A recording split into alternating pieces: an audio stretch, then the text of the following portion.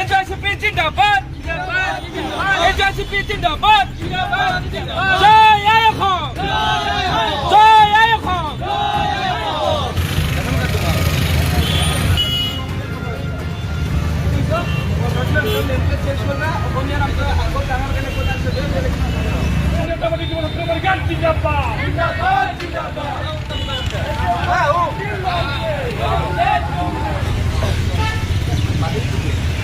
অসমীয়াৰ ইনফ্লেশ্যন দেখুৱাই লাভ কৰে নেকি আপোনালোকে?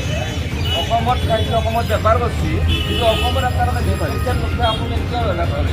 আপুনিতো বহুত বছৰ ধৰি ইয়াত কৰি আপোনালোকে নলবাৰী চহৰৰ যিবিলাক ব্যৱসায়িক প্ৰতিষ্ঠানৰ নাম ফলকত অসমীয়া ভাষা নাই, সেইসকলৰ ব্যৱসায়িক প্ৰতিষ্ঠানৰ নাম ফলকত আমি ক'লা ৰং সানিছোঁ।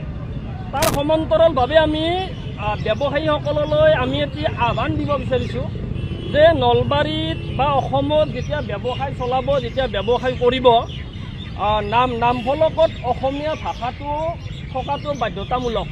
গতিকে ইংৰাজী দিয়ক, হিন্দী দিয়ক, আমাৰ আপত্তি নাই, কিন্তু অসমীয়াটো থাকিব লাগিব। কিছুমান বাহিৰাগত, কিছুমান অনা অসমীয়াই কিন্তু আজিও আমি বাৰম্বাৰ সেই বিষয়টো আমি কৈ অহাৰ পিছতো আজিও তেওঁলোকৰ নাম ফলকত অসমীয়া ভাষাটো তেখেতসকলে লিপিবদ্ধ কৰা নাই। তেখেতসকলৰ অসমৰ প্ৰতি অনীহা নেকি, অসমীয়া ভাষাৰ প্ৰতি তেখেতসকলৰ অশ্ৰদ্ধা নেকি, তেখেতসকলক আমি প্ৰশ্ন উত্থাপন কৰিব বিচাৰিছোঁ। গতিকে অতি শীঘ্ৰে যদিহে অসমত থাকি তেখেতসকলে ব্যৱসায় কৰে, অতি শীঘ্ৰে তেখেতসকলৰ নাম ফলকত অসমীয়া ভাষা লিখিবলৈ আপোনালোকৰ সংবাদ মাধ্যমৰ জৰিয়তে তেখেতসকললৈ আহ্বান আমি জনাইছোঁ, আমি দাবী জনাইছোঁ।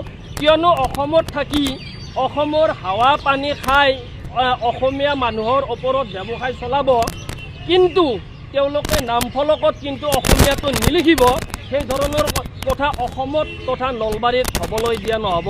গতিকে আজিৰ পৰা আমি ব্যৱসায়ীসকলক এসপ্তাহৰ আমি সময়সীমা দিছোঁ। কি অসমীয়া, কি অনা অসমীয়া সকলো ব্যৱসায়ী লৈ এসপ্তাহৰ ভিতৰত তেখেতসকলৰ ব্যৱসায়িক প্ৰতিষ্ঠানত থকা ফলকত অসমীয়া ভাষা তেখেতসকলে লিখিব লাগিব।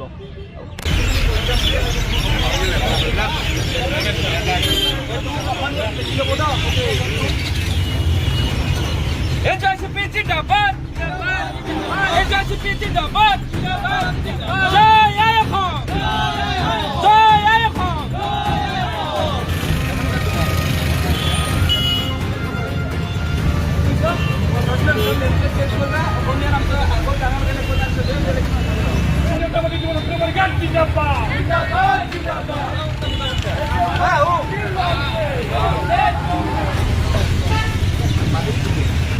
অসমীয়াৰ ইনফ্লেশ্যন দেখুৱাই লাভ কৰে নেকি আপোনালোকে? অসমত খাইছে, অসমত বেপাৰ কৰিছে, কিন্তু অসমত আপোনালোকে ইনফ্লেশ্যন দেখুৱাই আপুনি কিয় লাভ কৰে? আপুনিতো বহুত বছৰ ধৰি ইয়াত কৰি আপোনালোকে নলবাৰী চহৰৰ যিবিলাক ব্যৱসায়িক প্ৰতিষ্ঠানৰ নাম ফলকত অসমীয়া ভাষা নাই, সেইসকলৰ ব্যৱসায়িক প্ৰতিষ্ঠানৰ নাম ফলকত আমি ক'লা ৰং সানিছোঁ। তাৰ সমান্তৰালভাৱে আমি ব্যৱসায়ীসকললৈ আমি এটি আহ্বান দিব বিচাৰিছোঁ যে নলবাৰীত বা অসমত যেতিয়া ব্যৱসায় চলাব, যেতিয়া ব্যৱসায় কৰিব, নাম ফলকত অসমীয়া ভাষাটো থকাটো বাধ্যতামূলক।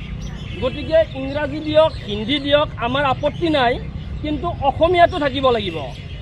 কিছুমান বাহিৰাগত, কিছুমান অনা অসমীয়াই কিন্তু আজিও আমি বাৰম্বাৰ সেই বিষয়টো আমি কৈ অহাৰ পিছতো আজিও তেওঁলোকৰ নাম ফলকত অসমীয়া ভাষাটো তেখেতসকলে লিপিবদ্ধ কৰা নাই।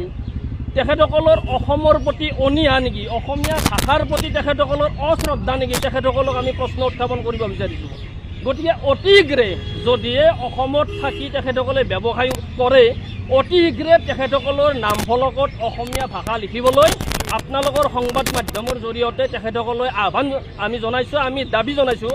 কিয়নো অসমত থাকি অসমৰ হাৱা পানী খাই অসমীয়া মানুহৰ ওপৰত ব্যৱসায় চলাব, কিন্তু তেওঁলোকে নাম ফলকত কিন্তু অসমীয়াটো নিলিখিব, সেই ধৰণৰ কথা অসমত তথা নলবাৰীত হ'বলৈ দিয়া নহ'ব। গতিকে আজিৰ পৰা আমি ব্যৱসায়ীসকলক এসপ্তাহৰ আমি সময়সীমা দিছোঁ। কি অসমীয়া, কি অনা অসমীয়া সকলো ব্যৱসায়ী লৈ এসপ্তাহৰ ভিতৰত তেখেতসকলৰ ব্যৱসায়িক প্ৰতিষ্ঠানত থকা ফলকত অসমীয়া ভাষা তেখেতসকলে লিখিব লাগিব।